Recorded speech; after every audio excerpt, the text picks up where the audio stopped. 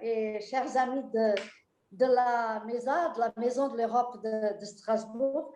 Et avant de commencer ce débat, et comme déjà l'habitude, je demande à ceux qui ne veulent pas apparaître d'éteindre vos caméras parce que nous allons transmettre à travers tous les réseaux sociaux que nous utilisons normalement ce débat, ça veut dire à travers de YouTube, à travers de Facebook, et aussi on va le mettre dans le site. Donc, vous pouvez évidemment continuer à suivre ce débat et même poser des questions à travers l'audio, mais donc, si vous ne voulez pas apparaître, alors je vous demande donc d'éteindre vos caméras. Donc, je suis très heureuse de modérer ce débat, les relations entre les États-Unis et l'Europe, avec 3 spécialistes, un Américain, un Portugais et un Français, 3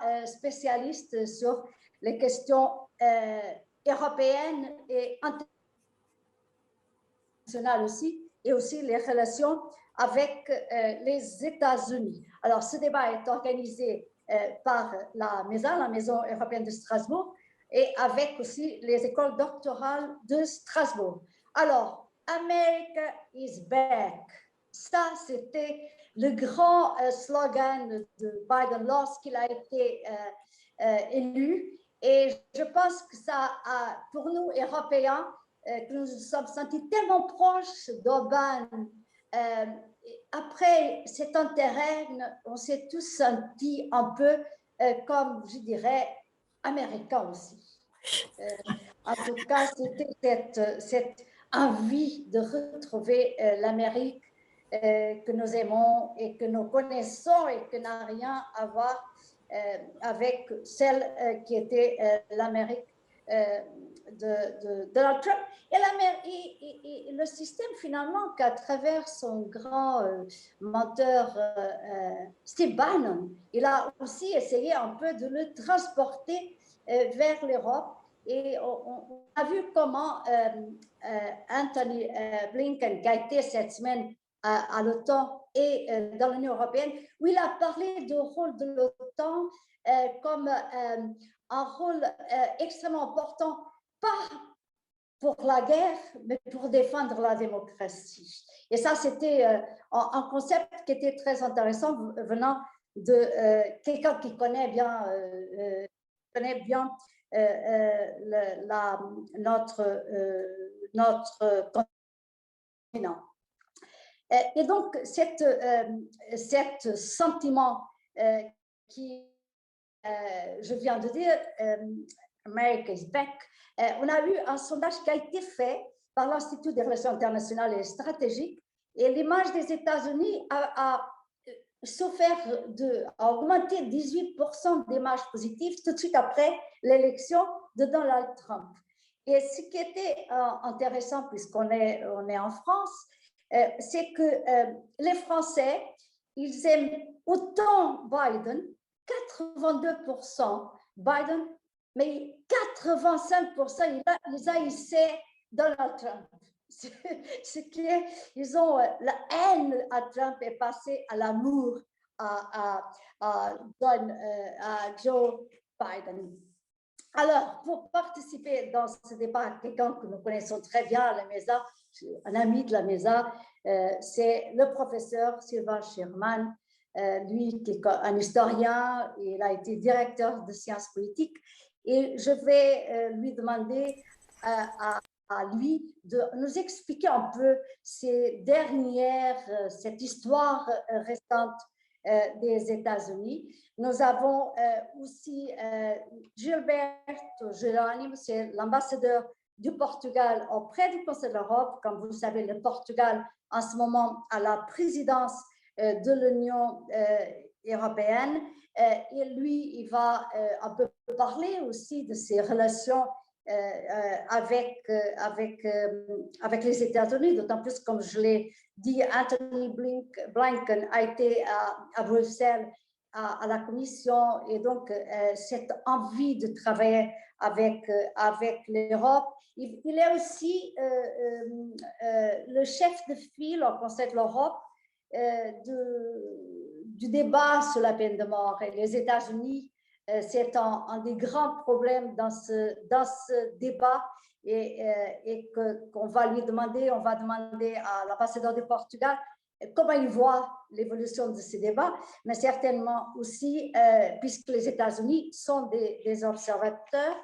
Et puis, Raymond Bach, il est de Syracuse, de l'université de Syracuse. Il va vous dire qu'il est tellement content avec l'élection de Biden. Il va vous expliquer pourquoi, mais je vais lui laisser ce plaisir de le faire. Et Raymond, il va un peu parler des défis de la nouvelle administration, autant à l'intérieur que vers l'extérieur. Et c'est intéressant, j'ai eu une conversation hier avec Raymond, et lui, il va un peu, il a une façon extraordinaire d'expliquer cette nouvelle administration et la façon comment il voit les choses. Et donc, je passe tout de suite la parole à Sylvain. Et Sylvain, je vous donne 15 minutes à peu près pour placer les choses avec les yeux d'un historien.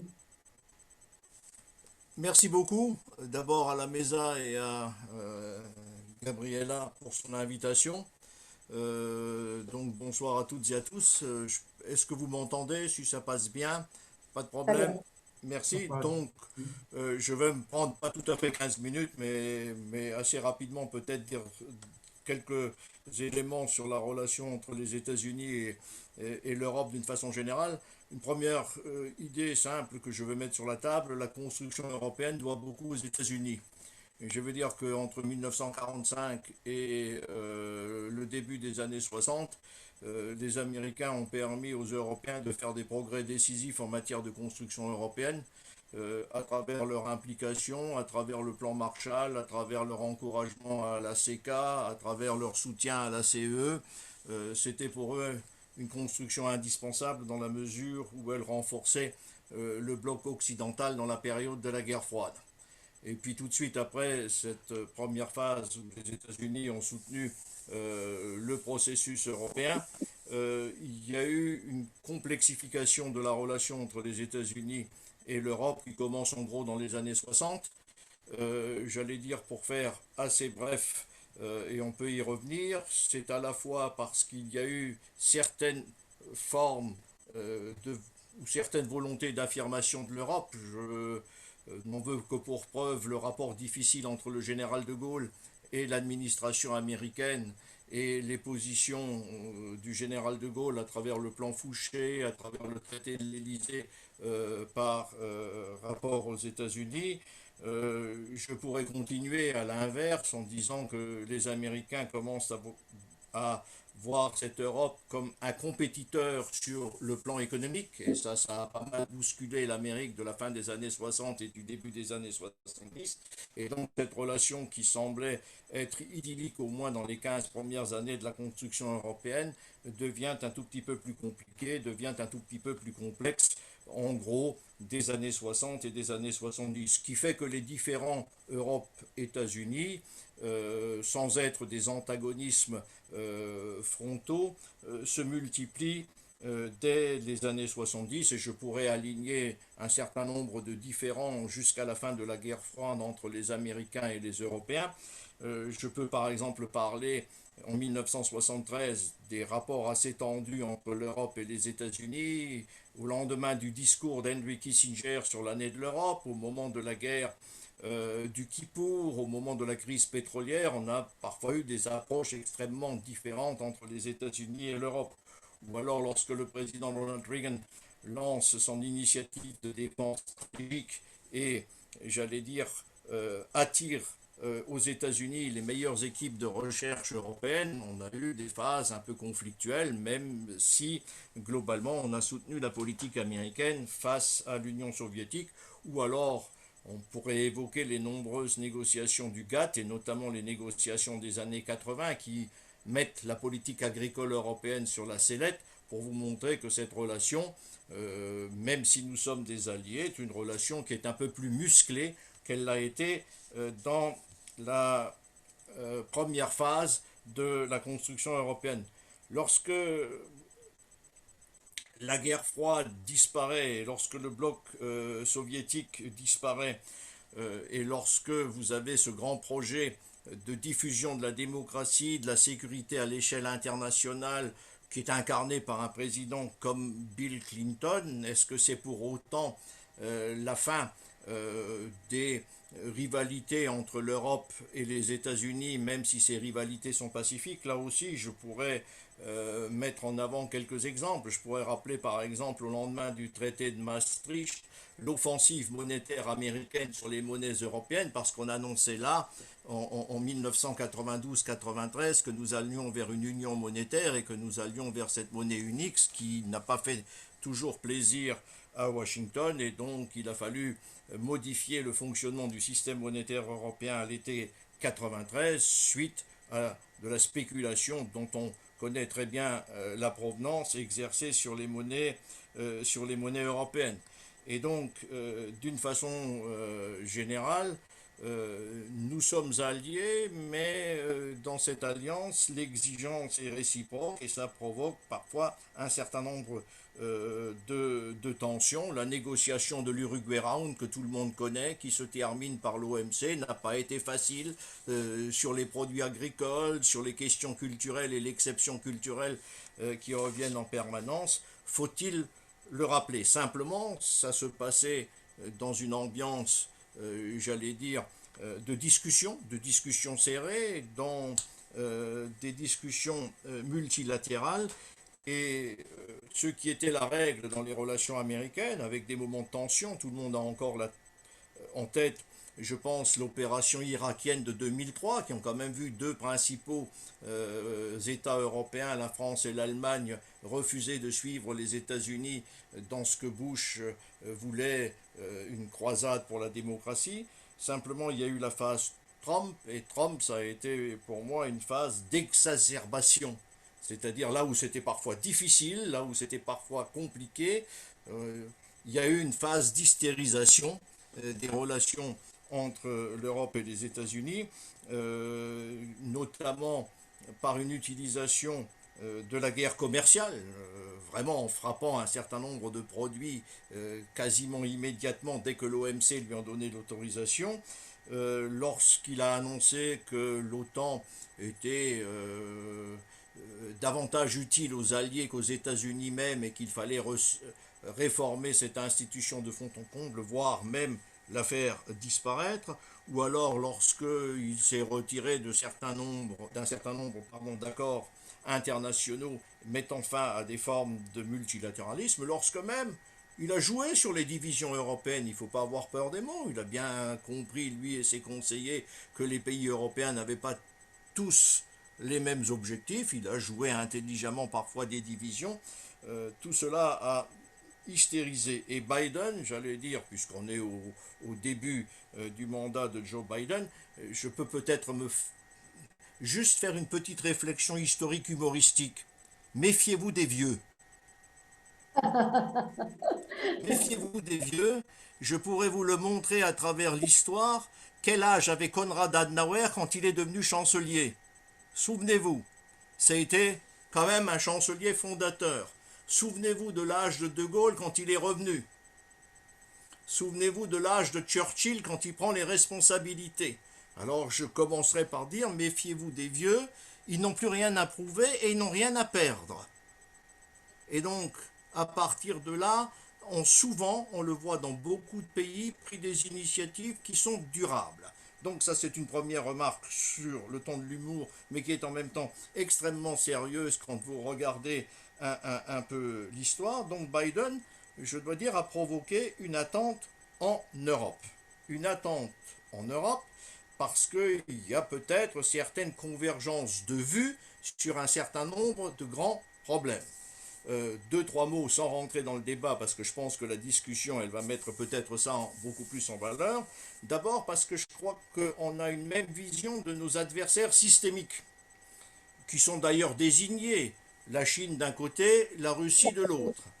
Et ensuite, parce que il veut faire face à des problèmes globaux que nous connaissons aussi en Europe de façon plus multilatérale que le faisait son prédécesseur. Et ça convient assez bien à ce que les Européens attendent de la négociation.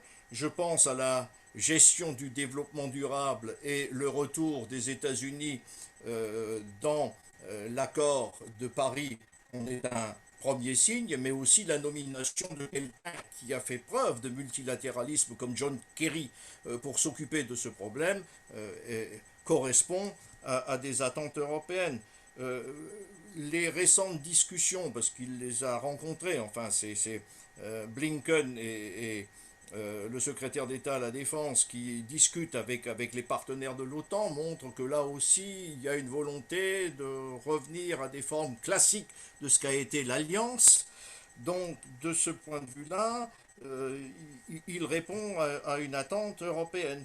Et donc en fait, les premiers mois, du point de vue des Européens, sont ressentis de façon positive, notamment à cause de ce retour dans l'accord de Paris, à cause de cette relance apparente du multilatéralisme, à cause des discussions qui reprennent au sein de l'OTAN, mais aussi parce qu'on a un discours qui remet les droits de l'homme aussi au cœur de la politique extérieure américaine, et notamment la rencontre d'Anchorage avec les Chinois a été de ce point de vue-là assez dure, et l'interview récente donnée à un journaliste américain où il qualifie le président russe de tueur montre cette volonté de revenir à une diplomatie qui tienne compte des valeurs, et ça, ce n'est jamais fait pour déplaire en Europe. Et donc, un dernier élément, et puis je m'en arrêterai là, il montre aussi qu'il compte sur ses alliés traditionnels.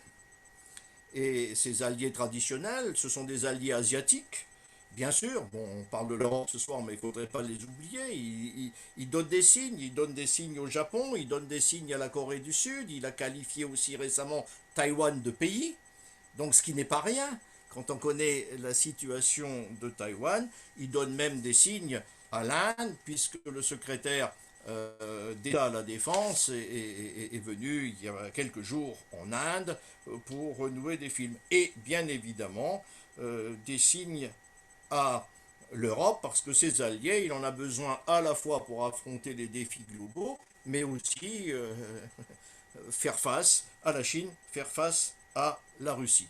Après, comme toujours, c'est les premiers pas.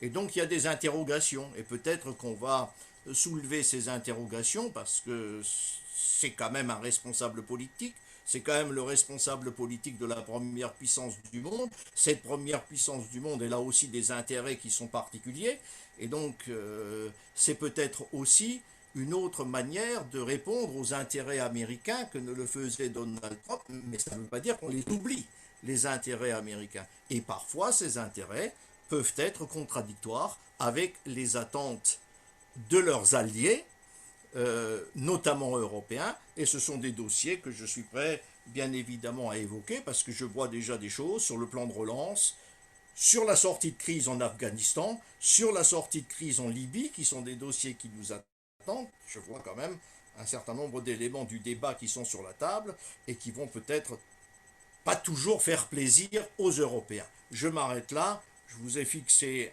peut-être un cadre en introduction et on pourra débattre après de tout cela. Oui, on va, après les interventions, ouvrir le débat, mais Sylvain, j'ai déjà une question parce qu'il y a déjà quelque chose qui fâche, et ça, c'est le casse-doute entre la Russie et l'Allemagne. Biden a dit que c'est une très mauvaise idée, c'est même dangereux. Anthony Blinken a dit la même chose à Bruxelles. Cette histoire va nous empoisonner la vie. Est-ce que c'est dangereux? D'ailleurs, Biden a dit que c'est dangereux pour l'Europe, ce que vous êtes en train de faire.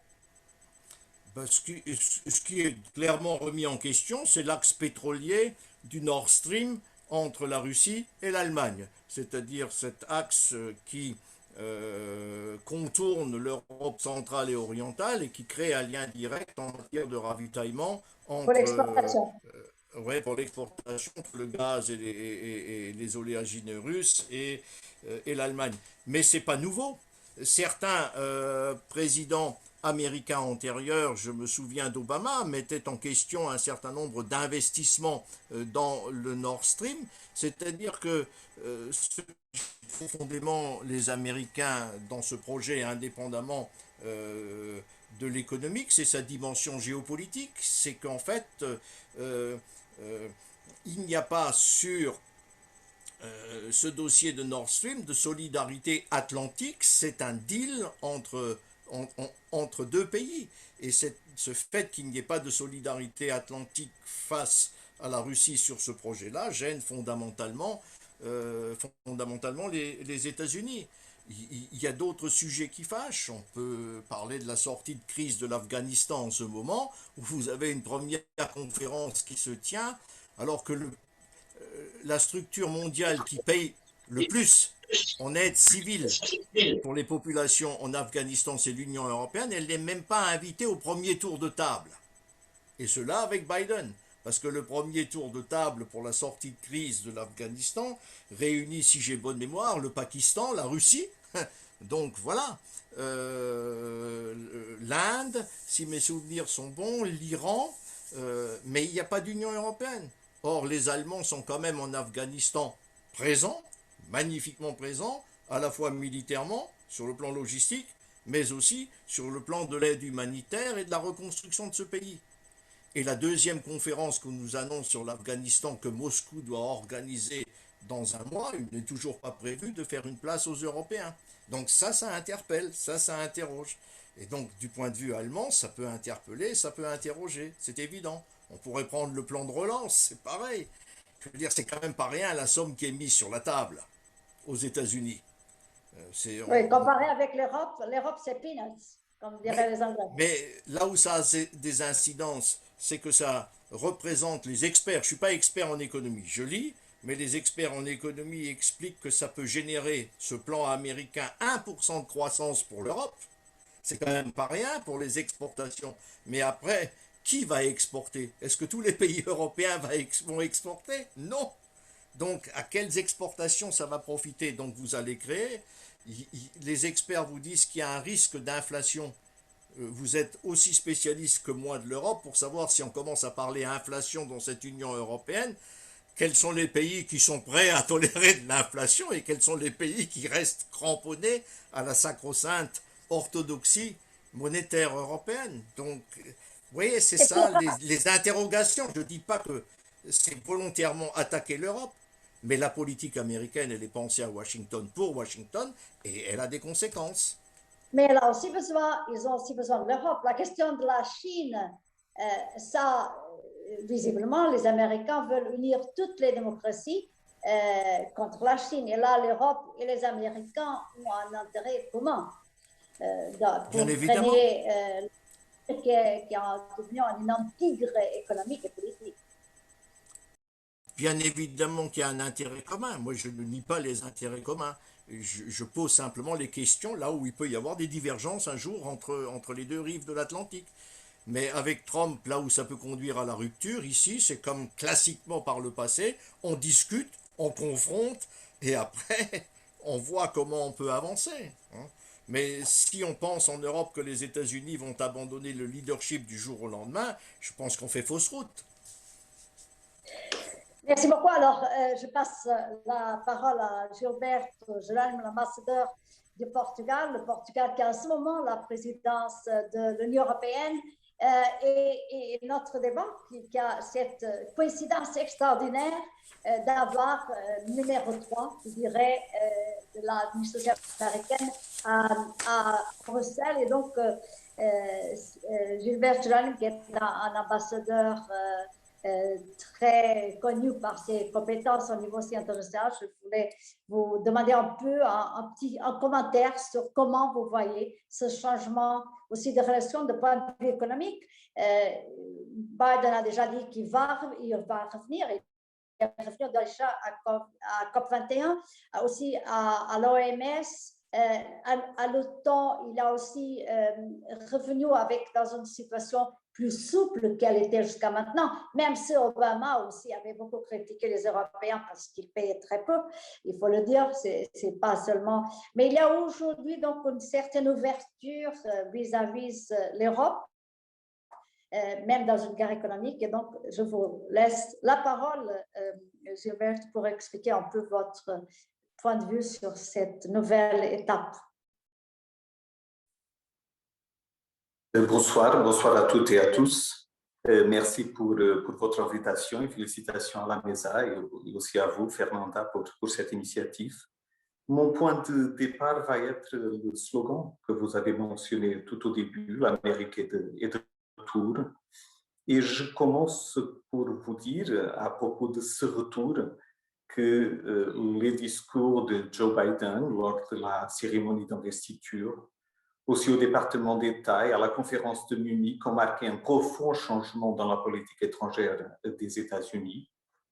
La nomination aussi d'Anthony Blinken, qu'on a déjà mentionné ici, lui-même un francophone et un francophile, et sa participation, qui a été déjà mentionnée, au Conseil des affaires étrangères de l'Union européenne, à la réunion ministérielle de l'OTAN, ainsi que la participation même du président Biden au Conseil européen d'aujourd'hui, ont confirmé ce changement.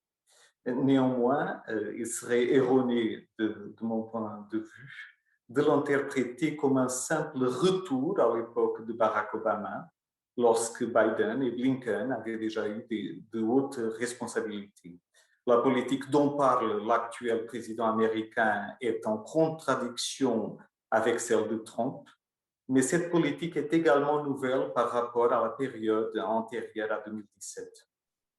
Les premiers mots de Biden expriment trois thèses fondamentales. La première thèse, c'est la réclamation du leadership international par les États-Unis, bien protégé normativement, dans ces mots, par la force de l'exemple, avec un refus liminaire de poursuivre la ligne isolationniste et transactionnelle précédente. Deuxième thèse, l'option multilatérale, ce que signifie en même temps adhérer au grand sujet de l'agenda global et valoriser les organisations internationales et les formes de compréhension et de consultation qui leur tiennent à cœur. Troisième thèse, l'abandon de la pulsion unilatérale et d'une logique purement confrontationnelle. Et désigner l'Europe, l'Union européenne et le Royaume-Uni comme les alliés les plus proches de ce leadership, par l'exemple, de ces agendas mondiaux et de ce renforcement du multilatéralisme. Au lieu donc des ambiguïtés envers la Russie et des animosités envers Bruxelles, Berlin ou Paris, si cultivées par Trump, un accent clair sur la communauté transatlantique et sur l'alliance politique et sécuritaire qui la justifie. Les premières décisions étaient conformes et fortes. Le retour à l'accord de Paris, arrêt du retrait de l'Organisation mondiale de la santé, fin du blocus de l'Organisation mondiale du commerce, participation au Conseil des droits de l'homme, interaction multiple avec les alliés européens et choix fort pour les Nations unies. Ce début du mandat de Biden est ainsi une opportunité incontournable pour tous ceux qui croient en la valeur de l'alliance euro-américaine pour l'ordre mondial, mais comment, du point de vue européen, en profiter de cette nouvelle rencontre. Nous savons que l'administration Biden a une tâche herculéenne en interne, guérir les blessures, répondre aux déséquilibres et aux fractures sociaux, réactiver le sentiment d'appartenance et d'unité nationale. Cela ne l'a pas empêché de présenter une action extérieure mettant en avant deux axes principaux, tous deux emblématiques, la démocratie et le climat. Et c'est une bonne manière, je pense, d'aborder les retrouvailles entre l'Europe et les États-Unis. En nommant John Kerry comme envoyé pour le climat et en faisant du retour à l'accord de Paris toute sa première décision, Biden a exposé avec tact le défi existentiel de la durabilité pour la survie de la planète et de l'humanité, l'urgence de faire demi-tour sur ce chemin et le rôle de la connaissance et de la coopération internationale dans la recherche et l'application de solutions. Il a également établi le terrain dans lequel le dialogue et, nous l'espérons, la collaboration avec d'autres acteurs majeurs, y compris la Chine, dont la non-participation rendrait l'agenda climatique incomplète, mais aussi l'Inde, le Brésil et d'autres grands pays. De la même manière que dans un autre aspect de la durabilité, il est impératif de travailler avec la Russie, comme Biden l'a déjà fait, sur le contrôle de l'armement. La redéfinition du thème de la démocratie, ça a été déjà mentionné, mais cette redéfinition du thème à Washington n'est pas moins pertinente. D'une part, Biden et Blinken sont sans équivoque lorsqu'ils articulent ces dimensions internes et externes. Pour eux, il est tout aussi important que les Européens et les Américains se battent pour défendre le paradigme démocratique dans les relations avec les autres que pour faire face aux dérives antidémocratiques qui existent au germe dans leurs institutions et espaces publics. D'autre part, l'affinité entre démocratie définit l'axe d'approche et de différenciation systémique dans l'ordre international. En termes européens, c'est dans le critère institutionnel, c'est-à-dire dans l'état de droit, dans le respect des libertés fondamentales, que l'Europe et la Chine sont le plus nettement rivales, ou que l'antagonisme avec la Russie des campagnes de désinformation et de l'ingérence électorale est le plus évident. Le contraste entre les modèles démocratiques et autoritaires sur l'organisation socio-économique et civique est vraiment celui qui structure les dynamiques de gain ou de perte d'influence de l'Occident politique sur plusieurs dizaines de pays sur tous les continents, confrontés aujourd'hui à ce type de choix dans la définition de leur propre destination géopolitique. La valorisation de la diplomatie pour le climat et la durabilité et de la diplomatie pour la paix et les droits de l'homme sont des domaines de forte convergence entre l'Europe et les États-Unis. Mais pas les seuls, dans le positionnement géostratégique, dans le modèle économique, dans la culture et dans le mode de vie, de nombreuses caractéristiques unissent les deux rives de l'Atlantique. Ils appartiennent au même bloc et de cette appartenance, ils tirent un engagement de solidarité réciproque que l'OTAN exprime pleinement dans son plan. Personne ne peut ignorer la tension géopolitique qui pose les États-Unis et la Russie, ni celle des États-Unis et de la Chine. L'Europe n'est pas un tiers distant ou neutre. Lorsqu'on dit dans l'Union européenne qu'elle n'est pas et ne devrait pas être un partenaire mineur de l'allié américain, on veut dire qu'elle doit être égale en droit et en responsabilité, qu'elle doit faire partie du processus de prise de décision et pas simplement suivre les décisions des autres, qu'elle dispose d'un droit d'inventaire en fonction de ses valeurs et de ses intérêts, qu'elle doit exercer au nom de la solidarité et de la bonne direction stratégique de la communauté transatlantique elle-même. C'est d'ailleurs ce droit d'inventaire que l'Europe a appliqué à plusieurs reprises à l'administration Trump. Si elle ne l'avait pas fait, les effets sur l'influence du paradigme démocratique et libéral sur l'ordre international auraient été plus négatifs. Ce serait une illusion d'assumer la coïncidence totale des valeurs, intérêts et passions entre Européens et Américains, même avec Biden et Harris à Washington. Concentrées uniquement sur l'économie, les tensions commerciales ne disparaissent pas par magie. Les divergences profondes quant à la fiscalité des entreprises technologiques, au régime de sanctions ou à l'économie des biens culturels ne sont pas éclipsées. Le Buy American de Biden ainsi que d'autres lignes de continuité entre les deux administrations doivent être prises au sérieux. Une chose cependant est de discuter des désaccords en tant que partenaires à la recherche d'engagements mutuellement acceptables, une autre de les aborder dans des jeux à somme nulle. Après les gestes de rapprochement menés par Washington, l'heure est venue de mouvements équivalents dans les capitales européennes. Les mots comptent, et beaucoup. On peut déjà être plus rigoureux dans l'utilisation de formules qui suscitent des réticences à la Maison-Blanche et au Capitole, comme l'autonomie stratégique ou l'armée européenne. Mais les actions comptent plus. L'Europe est également responsable du réinvestissement dans l'OTAN et de la complémentarité entre l'Union européenne et l'OTAN. Des mesures efficaces doivent être prises pour réduire sa dépendance énergétique vis-à-vis de la Russie. Et les termes de l'accord de principe avec la Chine sur l'investissement devraient être soigneusement et rapidement vérifiés.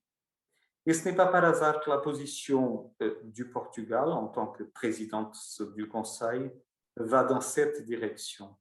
Plaidoyer pour le renforcement de la défense européenne en tant que pilier européen de la défense transatlantique, promouvoir davantage d'interconnexions énergétiques et lutter contre l'isolement de la péninsule ibérique en tant qu'instrument essentiel pour diversifier les sources d'approvisionnement et accroître la sécurité énergétique dans le vieux continent, engagement en tant que président du Conseil à un travail serein sur l'accord de principe avec la Chine.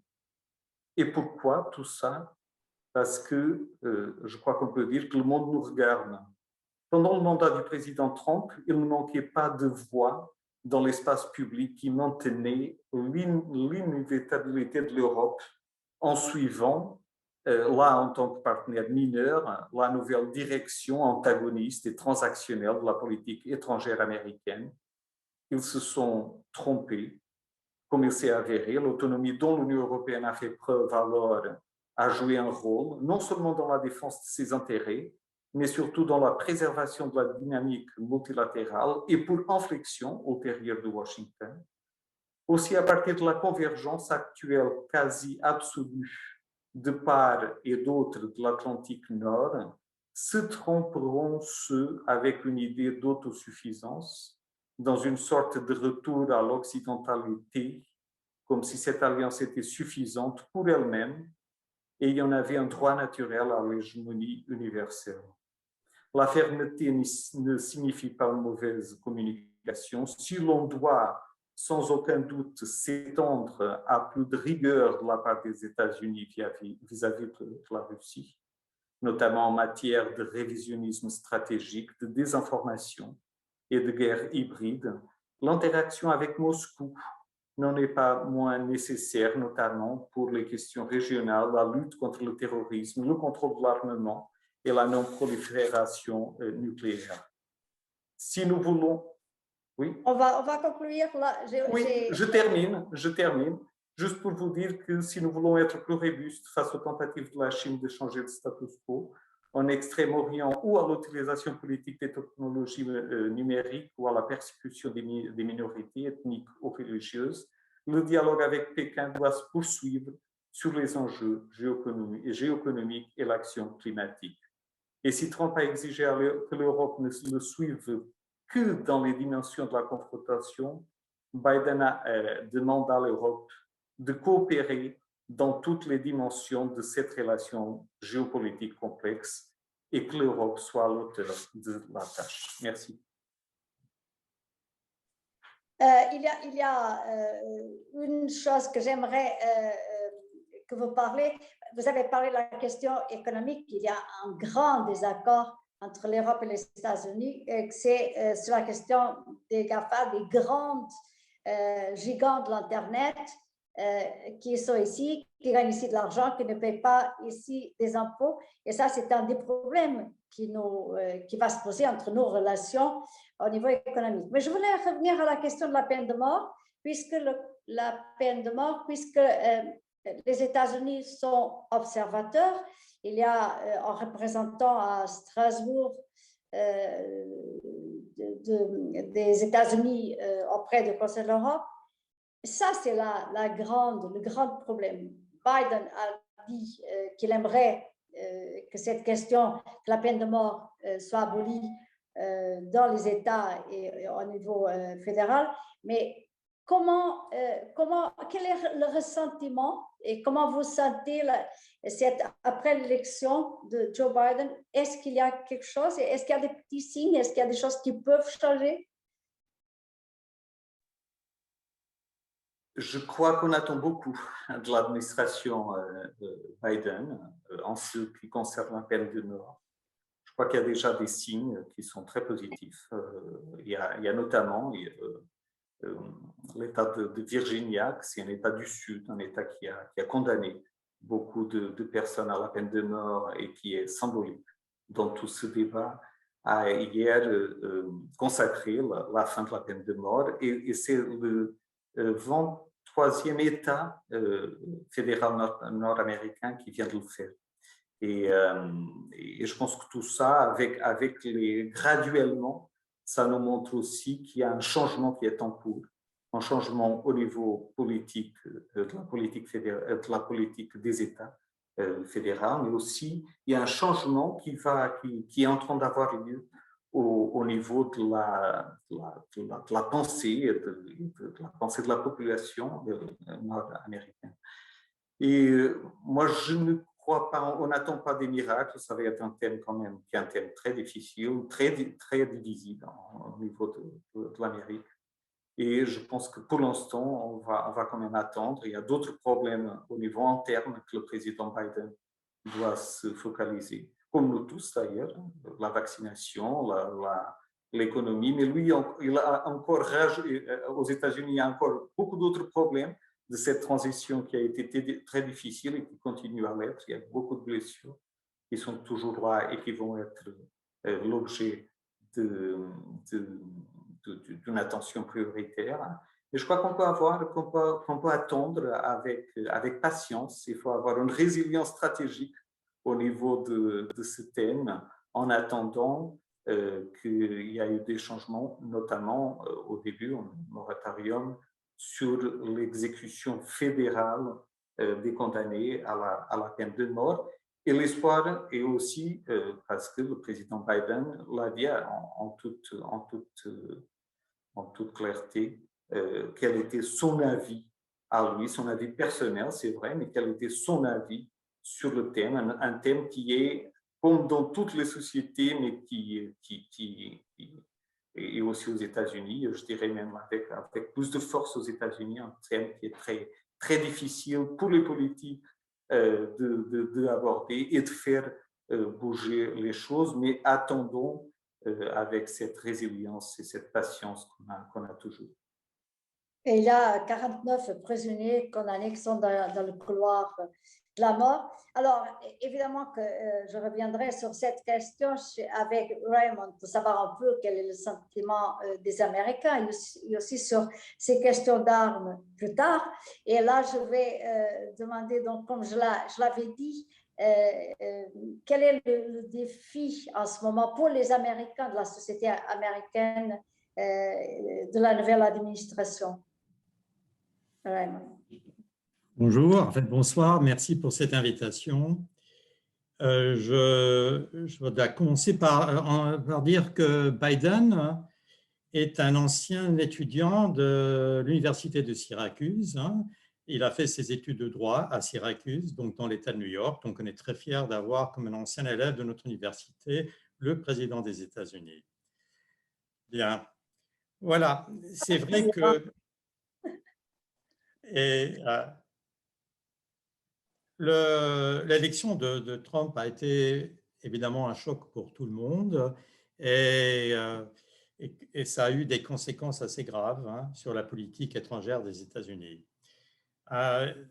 Son élection a mis un arrêt brutal à un certain multilatéralisme, à un consensus. Et puis, il faut savoir qu'il était fier de se présenter, Trump, comme un briseur de tabous, comme un casseur de normes, comme celui qui avait le courage, ou on peut dire le culot, de refuser de faire le business as usual. Et puis on a vite compris, et cela a été répété sans cesse, qu'il avait une vision transactionnelle des rapports entre les pays, même avec ses alliés. Alors, cette façon d'envisager la politique étrangère a eu des effets positifs et négatifs, et on va dire plutôt négatifs que positifs. Positif parce que c'est vrai que parfois il faut secouer un peu le cocotier, comme on dit, et dans le cas déjà mentionné des budgets militaires des membres de l'OTAN, ça produit quand même un certain effet. Mais il y a eu beaucoup plus d'effets négatifs sur lesquels je ne vais pas revenir maintenant, parce que là, on va regarder vers l'avant et voir un peu ce qu'envisage Biden et son administration dans le domaine de la politique étrangère. Alors, je suis d'accord avec Monsieur l'ambassadeur, comme quoi l'arrivée de Biden ne signifie pas forcément un retour au statu quo ante, c'est-à-dire à la politique d'Obama, et qu'il s'agit plutôt d'une synthèse dans laquelle la nouvelle administration va même intégrer, et cela pourrait vous surprendre, certains aspects de la politique de Trump, ou plutôt certains aspects de son discours transactionnel. Et ça va être un peu le thème principal de mon intervention. Voilà, donc ce n'est pas un retour à la présidence d'Obama, malgré le fait qu'on voit dans l'administration de Biden et beaucoup de personnes qui travaillaient déjà pour l'ancien président, y compris le président lui-même en tant que vice-président et Blinken et d'autres membres très importants de son administration. Mais je pense qu'il y a eu une prise de conscience que non seulement le monde a beaucoup changé depuis 2016, mais surtout que les États-Unis ont énormément changé, ainsi que la façon dont les États-Unis sont perçus par ses alliés et par ses ennemis. Et le but de Biden, qui parle toujours de l'importance de leading through example, est beaucoup plus difficile maintenant qu'il y a 4 ans. Alors, c'est vrai, le discours de Biden, et ça vient d'être évoqué à plusieurs reprises, est plutôt rassurant. Un retour au principe de multilatéralisme, à l'idée que l'union des démocraties est absolument essentielle face à la montée de régimes autoritaires. Mais on ne doit pas oublier certaines limites imposées à la nouvelle administration par la très courte majorité des démocrates dans le Congrès, surtout dans le Sénat, et le fait qu'il y aura de nouvelles élections dans moins de 2 ans, en 2022, où nous allons voir, en fait, on doit renouveler la Chambre des représentants et un tiers du Sénat. Mais permettez-moi d'insister ce soir sur une des leçons que la nouvelle administration a très clairement tirées des erreurs de la présidence Obama. Il s'agit moins d'une erreur de politique étrangère ou de politique tout court que d'une faute de communication. Selon Biden et ses proches conseillers, Obama n'a jamais réussi à montrer assez clairement aux Américains en quoi les mesures prises dans le domaine de la politique étrangère étaient dans leur intérêt, dans l'intérêt des Américains. Et d'ailleurs, cette faute ne s'est pas limitée au domaine international, comme nous montre l'exemple de l'accouchement si difficile de l'Obamacare. Il y a presque 20 ans, dans un article « Winning the War of Ideas », publié dans le Washington Quarterly, Anthony Blinken, l'actuel secrétaire d'État, soutenait que le problème de l'anti-américanisme qui sévissait à l'époque dans beaucoup de pays était moins lié à la politique étrangère des États-Unis qu'à son incapacité de communiquer efficacement son message, surtout dans les pays qui voyaient les États-Unis comme un ennemi ou un ennemi potentiel. Dans cet article de 2002, Blinken déplorait ce qu'il voyait comme le déclin de ce qu'on appelle aux États-Unis « public diplomacy ». Diplomatie publique, ça veut dire tout ce qui est en dehors de la diplomatie traditionnelle, entre États, entre ambassadeurs, etc. Et il notait dans cet article que le département d'État américain rabaissait l'importance de ce public diplomacy. Et je cite, devalued public diplomacy. Alors, cela va sans doute changer maintenant que c'est Blinken lui-même qui dirige le State Department. Mais il me semble qu'un changement très important s'est opéré dans la pensée de Blinken depuis la publication de cet article. Il ne s'agit plus aujourd'hui seulement d'un problème de communication avec le monde en dehors des États-Unis, mais aussi et peut-être surtout un problème de communication avec les Américains eux-mêmes, à l'intérieur donc du pays. Biden et Blinken ont compris l'importance de convaincre leurs propres citoyens de la validité de leur approche et de leur politique. Et ce problème est devenu d'autant plus urgent que depuis 2002, l'univers de la communication a subi des transformations spectaculaires que nous connaissons tous, le développement de l'Internet, les réseaux sociaux, etc. Et c'est ici qu'on rejoint, même si ça peut vous paraître un peu surprenant, la pensée transactionnelle. Trump n'avait de cesse de demander aux Américains « What's in it for us ?» Qu'est-ce qu'on a à gagner dans tout cela? Et même si nous pouvons déplorer cette attitude, cette façon de penser, nous sommes obligés d'admettre que cela a bien résonné dans la tête de beaucoup d'Américains. Évidemment, Trump a joué aussi sur l'idée que les Américains se faisaient avoir, qu'ils étaient bonne poire, que les autres, et peut-être surtout nos alliés, profitaient de nous et riaient derrière notre dos. Mais il suffit de regarder attentivement la façon dont Biden et Blinken présentent leur vision de la politique étrangère aux Américains, et j'insiste là-dessus, c'est au public américain, pour se convaincre de cette nouvelle approche. En juillet 2019, lors de son premier grand discours sur la politique étrangère en tant que candidat officiel de son parti, Biden a parlé à plusieurs reprises d'un Foreign Policy for the Middle Class, une politique étrangère pour la classe moyenne. Mais qu'est-ce que cela veut dire exactement? Pourquoi pour les classes moyennes plutôt que pour tous les autres?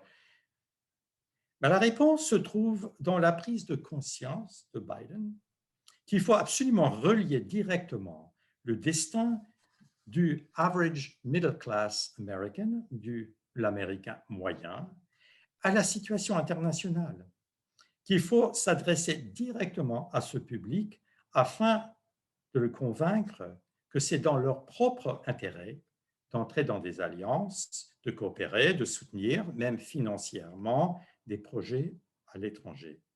Et c'est pour cette raison que Biden évoque dans ce même discours des questions qui normalement seraient réservées à des discours sur la politique intérieure. Par exemple, l'éducation, le système judiciaire, le financement des campagnes électorales, le droit de vote, des sujets rarement évoqués dans ce genre de discours. Donc, ces questions pour Biden doivent être intégrées dans une vision plus globale de la politique. Alors, vous ne serez donc pas surpris d'apprendre que le titre du premier discours de Blinken, et qu'il a adressé donc à un public américain en vidéo, le 3 mars dernier, s'intitulait « A Foreign Policy for the American People », c'est-à-dire politique étrangère pour le peuple américain et non pas pour les États-Unis. Et la distinction est quand même importante et révélatrice. Donc, son thème principal, il a annoncé dès le début. Alors, je traduis. Quand le président Biden m'a demandé de servir dans son administration, il m'a bien fait comprendre que mon travail, c'était de produire des résultats, de rendre vos vies plus sûres, de créer des opportunités pour vous et pour vos familles, de m'attaquer aux crises globales qui ont un impact de plus en plus important sur votre à venir. Enfin, j'insiste un petit peu, vous avez compris, sur le vous, le vôtre, parce qu'il s'adresse directement à ce public américain. Alors, en anglais, ça sonne encore plus fort. Il a dit, he made sure I understood that my job is to deliver for you. Hein? Donc, produire des résultats pour vous. Et hein, il essaie de répondre à plusieurs questions. Et la première question, c'est what will our foreign policy mean for American workers and their families? Voilà.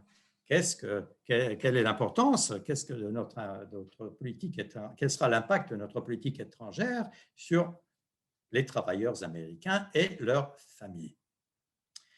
Alors, du coup, je termine là-dessus. Biden n'a donc pas abandonné l'idée de la transaction, mais il essaie de la redéfinir, de l'élargir.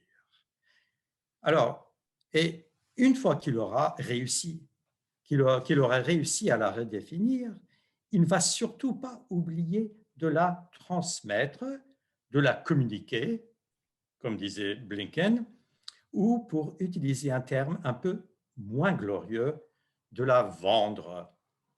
Dans sa chronique du 20 mars, la journaliste du New York Times, Maureen Dowd, a insisté avec son ironie habituelle sur la différence entre Biden et Obama. Alors, je traduis. Une fois qu'il se prononçait sur un sujet, Obama s'attendait à ce que les autres le suivent.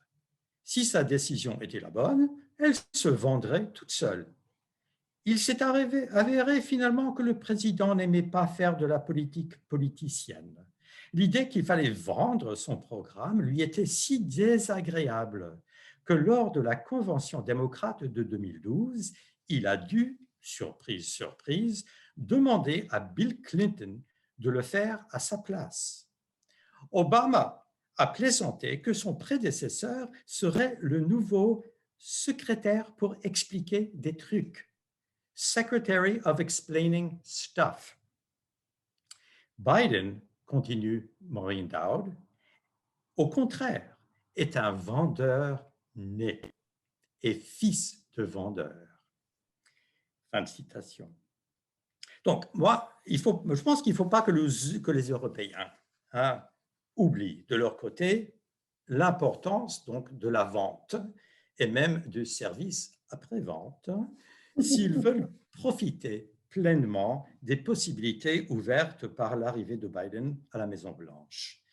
Il va falloir parler du concret, montrer des résultats concrets et communiquer, communiquer et encore communiquer. Merci. Merci. Merci beaucoup, Raymond. Thank you very much. Expliquer, convaincre. Donc, c'était un peu les mots que tu as souvent employés. Est-ce que, revenant à un allié de Trump, qui était la Grande-Bretagne, et qui, d'une certaine façon, le Brexit a été facilité peut-être par cette explication qui a toujours donné Boris Johnson de notre allié. De toute façon, l'Europe n'a pas besoin puisque nous avons un allié qui est les États-Unis, avec qui nous allons tout faire finalement. Quel est le sentiment de Joe Biden et de l'administration américaine vis-à-vis maintenant ce pays Boris Johnson, aussi lié à Trump? Alors, moi, je pense que de toute façon, l'administration d'Obama était contre le Brexit dès le départ. Donc, mais maintenant, c'est un fait, il faut vivre avec. Et je pense qu'il faut prendre une attitude réaliste, mais moi, j'ai l'impression que les Britanniques font des illusions peut-être sur le privilège que Biden accordera peut-être aux rapports bilatéraux avec le Royaume-Uni. Mais pour l'instant, on n'a pas encore vu grand-chose. Ils n'ont pas beaucoup évoqué cette question. Et visiblement, Blinken, il est venu à Bruxelles, il n'est pas d'abord allé à Londres. Donc ça, c'est déjà peut-être un signe de ce qui va venir par la suite. Alors, vous pouvez poser des questions, soit à travers le chat que je peux lire, soit directement, et on vous donnera la parole. Sylvain, il y a quelqu'un qui a dit, méfiez-vous aussi des jeunes, pas seulement des vieux, c'est un commentaire qui était ici. Mais je voulais faire réagir Sylvain Sherman à ce que vient de dire notre ami Raymond Bach sur cette vision qu'il a de cette administration. Sur la politique extérieure transactionnelle Oui, dont vous venez de parler, écoutez, nouvelle proposition. on peut commencer à lister les chantiers avec l'Europe qui feront l'objet de politiques transactionnelles parce qu'on les voit. C'est-à-dire que quand les États-Unis reviennent dans l'accord de Paris et se fixent comme objectif la résolution d'un certain nombre de problèmes climatiques, on va déjà avoir une transaction sur les normes. On va déjà avoir une transaction sur le bilan carbone. On va déjà avoir une transaction sur plein de normes qu'il faut mettre en place. Parce que pendant l'administration Trump, ils n'ont pas participé aux discussions sur les conséquences pour les États de l'accord de Paris. Ils vont devoir rentrer, donc on va devoir discuter.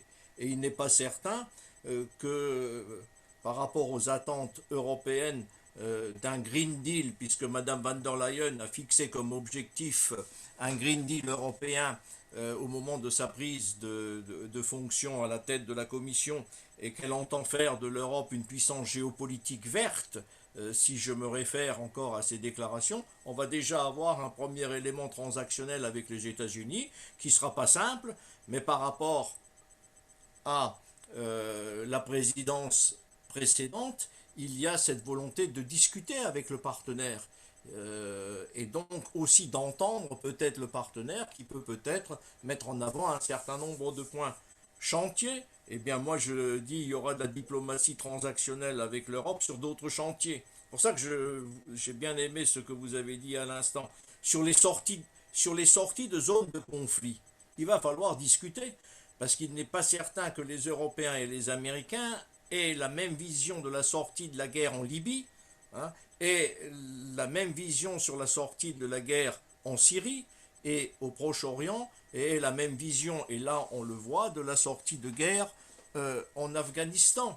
Et Trump avait fixé un cadre qui était le 1er mai, le passage au civil. On s'aperçoit que c'est pas si simple que ça, que si on veut créer de la stabilité, il vaut mieux discuter, ça c'est le point de vue américain, avec les puissances environnantes de l'Afghanistan, alors que le point de vue européen, nous on est dans une logique de state building et de peace building, il vaut mieux discuter avec les financeurs, avec ceux qui sont capables de monter des programmes humanitaires, et donc avec les Allemands, avec l'Union européenne, qui sont leaders là-dessus. Donc on va avoir nécessairement de la diplomatie transactionnelle. On va avoir de la diplomatie transactionnelle sur les questions économiques, c'est fatal. Je veux dire, ce vieux projet que Trump a enterré, qui s'appelle un partenariat économique transatlantique, et je pense auquel Biden est plus attaché que son prédécesseur, Obama y était moins attaché, il va falloir le meubler, il va falloir le discuter, il va falloir qu'on aborde les normes, il va falloir qu'on aborde la question du numérique là-dedans. Donc, le transactionnel Et la et en question de même temps... l'Iran. Et la question de l'Iran qui est... Et après, la je question n'ai de même pas l'Iran aussi. évoqué le sujet de l'OTAN que je pourrais évoquer avec cette idée qui date d'il y a 20 ans ou 30 ans déjà d'un pilier européen dans l'OTAN. Enfin, c'était expressément dans Maastricht où on définissait l'Union européenne comme le pilier européen qui réalise ses missions dans le cadre de l'OTAN. Bien sûr, dans le rapport de force, il y avait une prééminence de l'OTAN.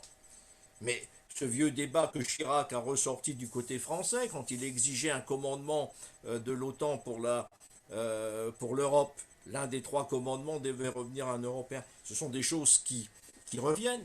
Et donc, ça suppose aussi, c'est l'autre aspect du problème, quand on est dans une diplomatie transactionnelle, qu'on sache du côté de Bruxelles et des États européens ce qu'on souhaite.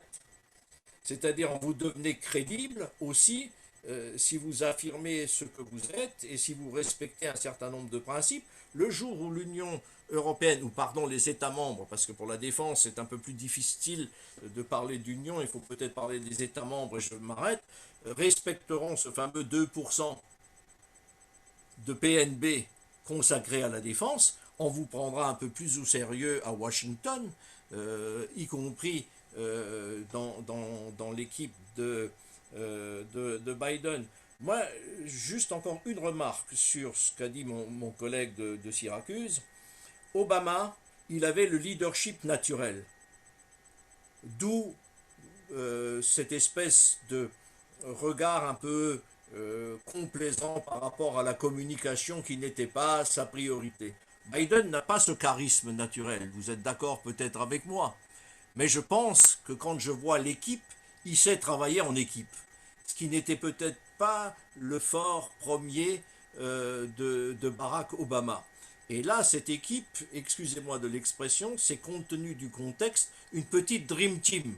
Les Américains nous ont habitués à des dream teams, mais là, vous en avez avec une même... femme avec quand même une femme vice-présidente extraordinaire. Il faut Oui, quand même avec, laisser... j'ai pas parlé de Kamala Harris, mais puisqu'on est dans le domaine, elle sera utile à l'intérieur. Elle sera très utile à Ouais, l'intérieur, mais pas puisqu'on parle de la seulement, politique extérieure, je pense au secrétariat à la défense, je pense au secrétariat à la sécurité, Sullivan ou Blinken au secrétariat d'État tout court, c'est quand même une belle petite équipe qui sait ce qu'elle fait, qui travaille ensemble, où vous n'avez pas les coups de menton auxquels vous êtes habitué avec Donald Trump, mais c'est pas pour autant, et je rejoins ce qui a été dit, qu'elle va... C'est d'ailleurs la fonction première des politiques étrangères, c'est de servir d'abord l'intérêt intérieur. Il ne faut jamais l'oublier. et d'expliquer. Une politique extérieure, elle n'est pas faite pour les autres, elle est faite pour les miens. Voilà. Alors, il y a des questions, Gilbert, sur la question de Erdogan, de la Turquie. On a eu une déclaration récente de l'administration américaine en disant que, bon, Erdogan n'est pas un démocrate, mais qu'il faut compter avec la Turquie à l'intérieur de l'OTAN et aussi un membre de l'OTAN. Et aussi la question de la Syrie. Et puis Israël, parce que d'une certaine façon, Donald Trump a un peu déséquilibré cette statu quo qui existait en Israël, notamment sur la question de la capitale, cette transfert à Jérusalem. Oui, merci pour cette question. Je crois que ces questions, il y a des questions très intéressantes. Moi, je voudrais juste dire aussi, dans le cadre général, hein, et pas encore spécifiquement sur la question, mais que bien sûr que la politique extérieure suit les intérêts de chaque pays. Et soyons pas naïfs de penser que ça va être différent parce qu'on a les attentes que ça va venir comme ça. Ça va pas arriver comme ça. Ce n'est pas arrivé comme ça au temps de Barack Obama et ça ne viendra pas aussi avec Biden ou son Dream Team. Ça, c'est pas le cas. Mais ce qu'on voit aussi, c'est qu'il y a différentes méthodes et qu'il y a une différente façon de faire et que cette façon de faire nous est beaucoup plus favorable pour l'Europe, pour les intérêts aussi de notre politique extérieure qu'avant. Et d'ailleurs, s'il y a une chose qui peut nous assurer, aussi rassurer, c'est qu'au moins cette Amérique, on la connaît. Et on l'entend, on comprend ses intérêts. C'est les intérêts qui ont été toujours là. Ça n'a pas, c'est un retour à la normalité qui est très bienvenue. Mais c'est une normalité qui n'est pas, la normalité, c'est pas tout ce qu'on attend qui va se passer de l'autre côté de l'Atlantique. Et si on attend beaucoup, je pense qu'on va être beaucoup déçus aussi dans l'avenir. Et pour ça, il faut être vraiment très raisonnable. Et ça même exactement aux questions relatives à la Turquie, à Israël, à la Syrie. Par exemple, pour la Turquie, et on a entendu aussi Blinken à la fin de la réunion de l'OTAN. Bien sûr que la Turquie est le deuxième partenaire dans l'Alliance Atlantique et le deuxième armée qui est là-dedans, à une situation géographique qui est unique aussi pour l'Alliance. Et on voyait bien que Blinken a fait, même après beaucoup de gestes du président Erdogan, notamment ce dernier, le retrait de la Convention d'Istanbul, a fait bien remarquer que les intérêts des États-Unis, les intérêts de l'Alliance Atlantique, c'est aussi de continuer un dialogue avec la Turquie, qui ne va pas être un dialogue facile, on le sait, mais que c'est par là que cette relation va se faire. Et le même d'ailleurs pour Israël. N'oublions pas la pression au niveau interne de ce thème pour les États-Unis et pour sa population. Oui, vous venez de parler de cette décision de Erdogan d'abandonner la Convention d'Istanbul qui est contre la violence contre les femmes, qui est une décision absolument inacceptable, surtout même pas un mois après le 8 mars.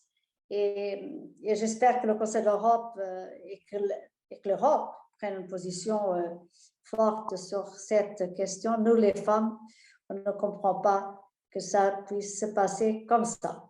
Et j'ai une question sur, je ne sais pas qui aimerait répondre, sur la situation. Quelle serait la situation, quelle est la position des États-Unis vis-à-vis de la situation de l'Irlande à post-Brexit? Parce que les États-Unis ont toujours eu une liaison très forte avec l'Irlande. Quelle est la position? C'est une des questions. Qui veut répondre? C'est encore plus fort que d'habitude par les origines irlandaises du président. Et il a déjà fait savoir à plusieurs reprises qu'il ne fallait absolument pas que les négociations sur le Brexit mettent à mal les accords de paix. Alors, donc, je pense que là, il va surveiller cela de très près et Johnson est très conscient du fait que c'est une corde, c'est un point très sensible et qu'il ne faut pas... Il va se méfier un petit peu et je pense qu'il va être assez modéré, mais on verra. Hein, c'est pas... Lui, il subit des pressions intérieures, mais quand même, il ne veut pas démarrer ses rapports avec Biden en créant des problèmes avec la situation, en fait, surtout les accords de paix en Irlande. En fait, c'est comme ça que je vois la situation. Ouais, si je peux intervenir, moi je pense que le problème du Brexit et des États-Unis, c'est davantage un problème britannique qu'un problème américain. Fondamentalement, c'est eux qui doivent se positionner, moins que les États-Unis et moins que l'Union européenne. Donc, on le voit d'ailleurs, parce que le Foreign Office, c'est quand même une vieille maison, si je peux me permettre cette expression. Et le Foreign Office sait faire de la diplomatie. Et on voit comment Johnson actuellement essaye de réorienter un peu la diplomatie britannique vers l'Asie du Sud-Est, c'est-à-dire de revenir vers des espaces où les Britanniques étaient moins présents ces dernières années. Et donc c'est lui, j'allais dire, qui va essayer de faire les pas pour aller vers les États-Unis. Ce n'est pas les États-Unis qui ont besoin de faire les pas dans le contexte actuel pour aller vers Johnson. Et donc c'est pour ça que je pense que le différentiel entre l'Europe et les Britanniques en matière de politique extérieure ne sera, en termes d'équilibre géopolitique s'entend, ne sera pas majeur. Après, il y a les conséquences économiques, sociales et tout ce qui va se passer. Ça, c'est une autre question. Il y a Jack Canning, un Britannique, qui a levé la main. Jack, il faut brancher le micro. Oui. Merci. Vous pouvez lever la main si vous voulez poser des questions. On m'entend, j'espère. Oui. Oui. Ouais. Non, merci aux trois intervenants qui ont tous fait des contributions extrêmement intéressantes et différenciées. Plus j'écoute, plus j'ai des remarques et des questions que je voulais poser.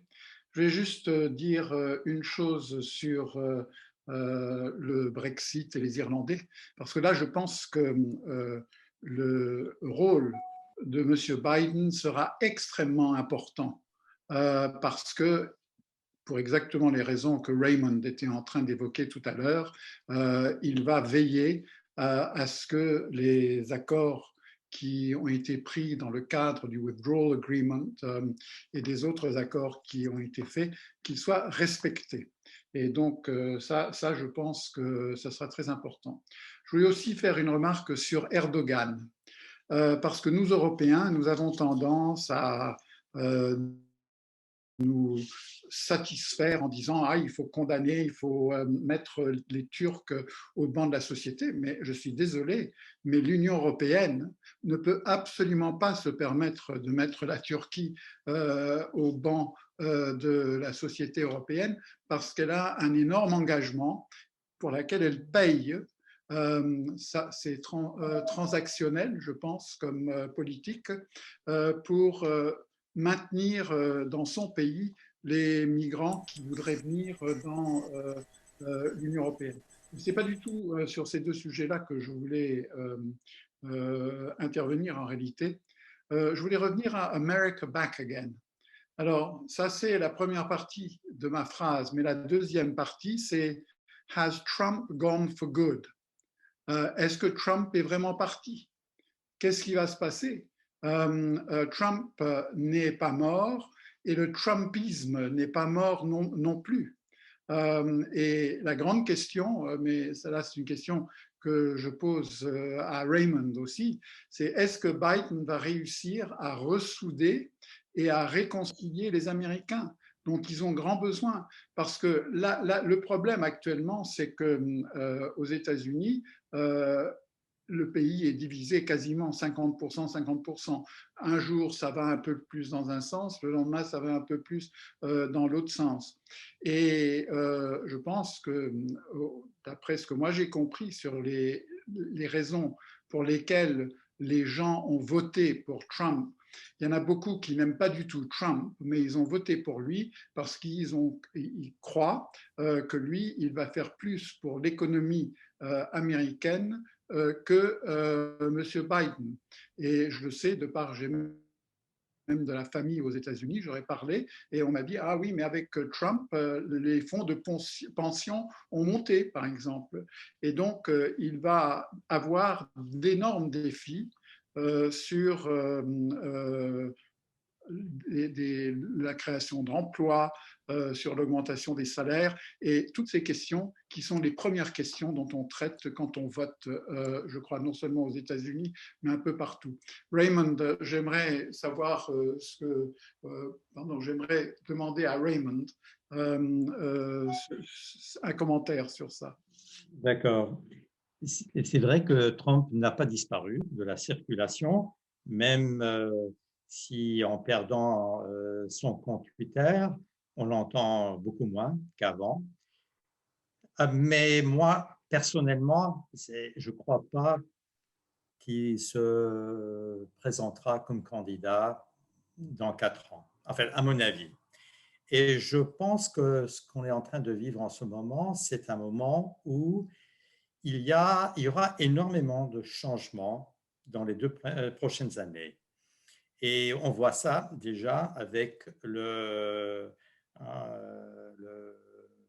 cet acte du président pour presque plus d'1 milliard, en fait, un trillion, je ne sais pas comment le dire en français, 1,9 trillion des dollars. En fait, c'est des sommes énormes qu'il va injecter dans l'économie. Et il a d'autres projets qu'il va essayer de faire passer assez rapidement. Alors, il ne faut pas imaginer que le pays va changer du jour au lendemain, que les attitudes vont changer du jour au lendemain. Par contre, j'ai l'impression que Biden et sa méthode que cette méthode portera ses fruits et que petit à petit, il va réussir à convaincre une majorité d'Américains à soutenir sa politique. Je suis peut-être trop optimiste, mais il ne faut pas oublier, oui, vous avez parlé des fonds de pension, ça existe, mais comme on dit souvent aux États-Unis, Wall Street n'est pas Main Street. Et en ce moment, il faut surtout convaincre Main Street que la politique économique de Biden va réussir. Parce que là, c'est vrai que là, il y a le même problème qu'on voit un peu partout, un problème d'inégalité, de revenus qui stagnent. Et c'est pour ça que moi, je reviens à mes remarques sur la politique étrangère pour la classe moyenne. Donc, il a vraiment cette classe moyenne dans son viseur.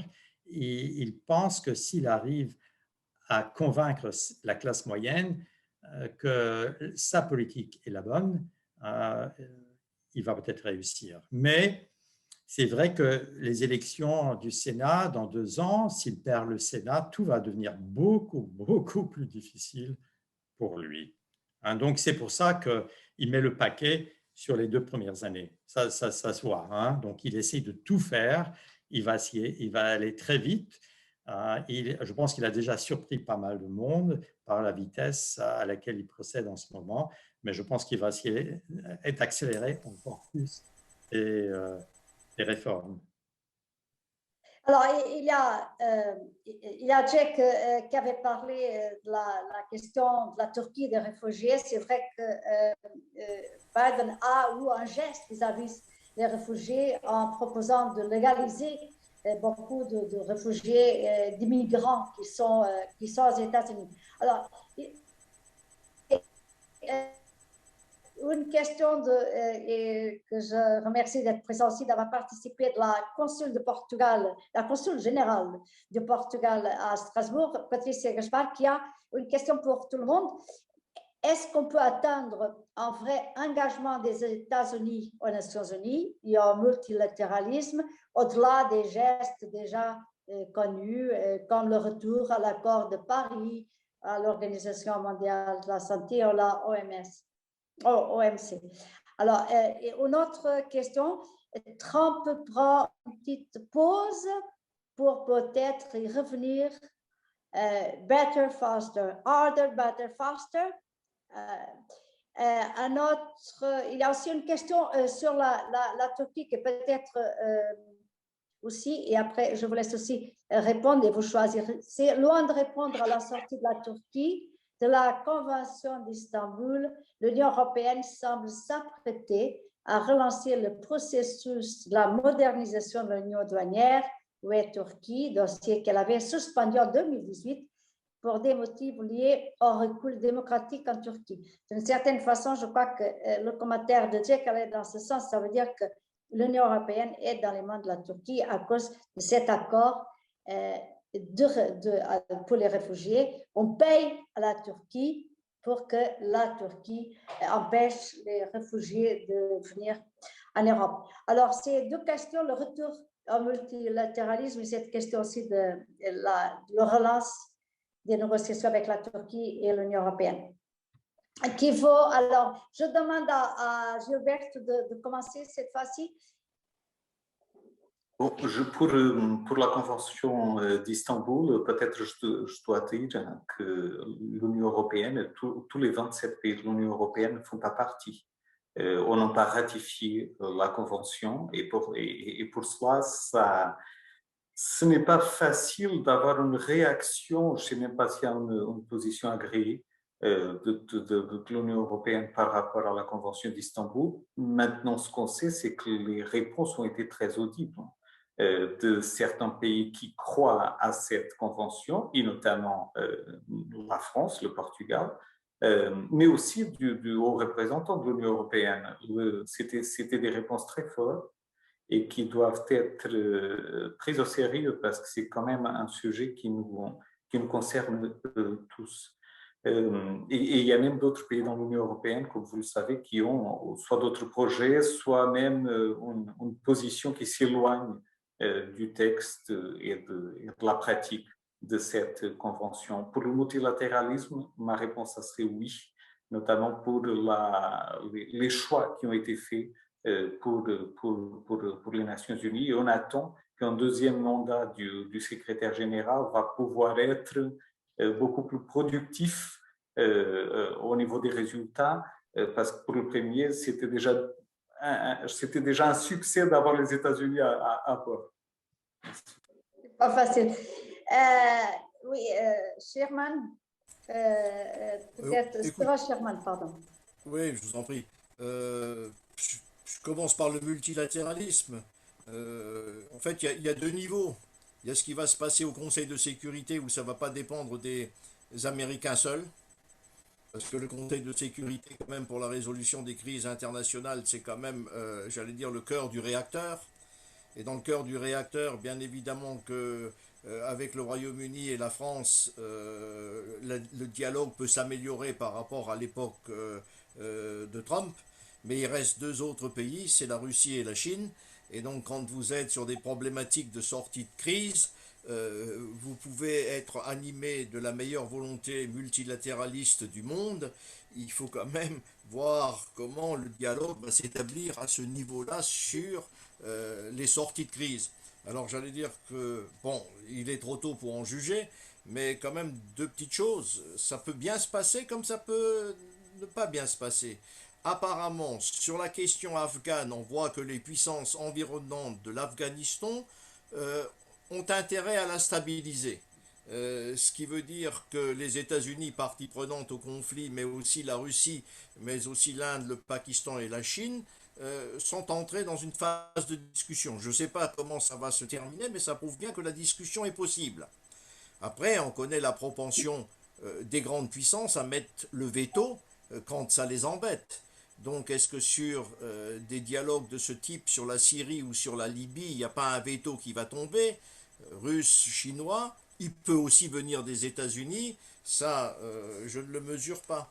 Donc, sur tout ce qui est, ce qu'on a évoqué, OMC, santé, pandémie, toutes ces structures globales des Nations Unies, effectivement, on peut avancer, il y aura des progrès, mais quand on est dans le cœur du réacteur, comment va se passer la volonté américaine du multilatéralisme?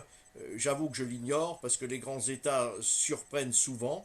Ils sont capables de trouver des deals quand chacun trouve un intérêt à sécuriser une zone de conflit. Ça, vous pouvez leur faire confiance. Pour l'instant, je ne les vois pas clairement, ces deals possibles, sauf sur la question afghane. Mais quand vous regardez sur la question afghane, vous vous apercevrez que dans ces grands deals, l'Union européenne n'est pas invitée à la table.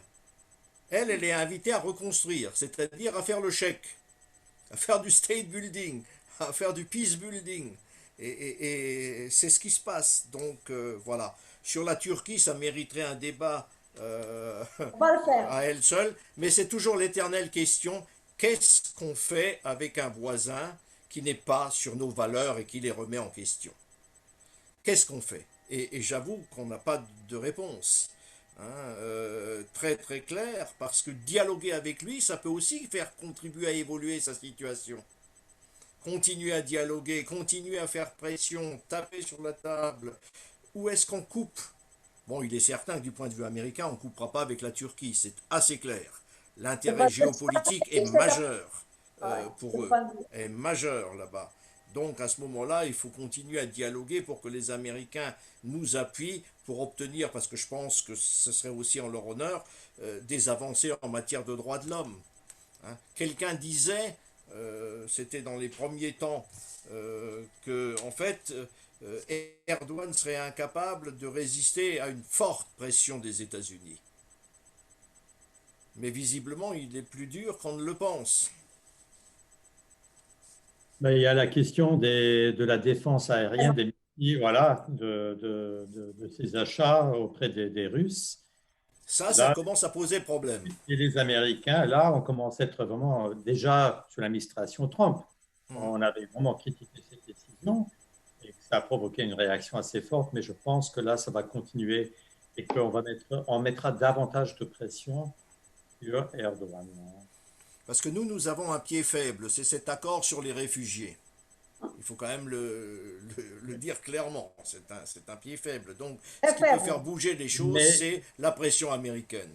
mais de l'autre côté, la faiblesse d'Erdogan, c'est que c'est l'économie, son économie. Il va très mal en ce moment, avec l'inflation et le taux d'échange. Et que là, et on sait que par le passé, moi je ne suis pas un expert dans la politique turque, mais par le passé, on a toujours vu que quand il y avait des crises économiques, il essayait de trouver, de démarrer, de commencer des guerres, parfois même des guerres avec, autour des Kurdes, où il commençait à créer des guerres culturelles, comme maintenant avec la Convention d'Istanbul. Ce n'est pas si surprenant que ça, mais je pense qu'en grande partie, c'est lié à une situation économique qui est très mauvaise. Ça, oui. Et la question, c'est est-ce que l'Union européenne a perdu un peu l'opportunité de ramener la Turquie vers, pour l'accrocher à un certain moment, peut-être. Aujourd'hui, c'est ça. Effectivement, les choses se compliquent, mais est-ce que la Turquie veut venir à l'Europe ou est-ce qu'elle veut devenir une grande puissance régionale? Je crois que ça, c'est aujourd'hui toute la question. Alors, il y a encore beaucoup de questions sur la Turquie, sur les procès en cours aux États-Unis contre une banque publique turque et des personnalités proches d'Erdogan impliquées dans le blanchissement d'argent. Il y a aussi des questions sur la Corée du Nord. Comment est-ce que Biden va pouvoir apprivoiser le copain de Trump? Donc, il y a beaucoup de questions. Je pense que, comme Sylvain l'a dit, la Turquie, c'est un grand débat et je pense qu'on peut peut-être prendre rendez-vous pour un débat sur la Turquie avec aussi des spécialistes aussi qui peuvent un peu parler effectivement des relations de l'Europe avec la Turquie. On avait dit qu'on finirait vers 8 heures. On est en retard de 6 minutes. J'espère que vous ne m'en voudrez pas. Je voulais beaucoup remercier Sylvain Sherman parce que, cher professeur qui est toujours là, toujours disponible et que c'est toujours un plaisir de l'entendre. Je voulais Un plaisir remercier pour moi, merci de m'inviter. et je voulais aussi remercier Gilberto Geronimo, le nouveau ambassadeur du Portugal auprès du Conseil de l'Europe qui vient pratiquement d'arriver. Raymond Bach, un Strasbourgeois, le plus américain des Strasbourgeois, qui est là, toujours aussi disponible pour participer aussi dans ce débat qui connaît aujourd'hui les deux continents et j'aimerais faire un jour un débat aussi sur l'éducation aux États-Unis, puisqu'il y a ici Syracuse. Comprendre que cet besoin d'expliquer, expliquer et convaincre, est-ce que l'école n'a pas ce rôle à faire? Ça serait aussi un débat. Je voulais remercier tout le monde qui a participé à ce débat, énormément de monde était présent. Je pense que c'est un des débats qui a eu le plus de monde. Nous avons eu plus de 100 personnes qui étaient présentes, qui sont enregistrées.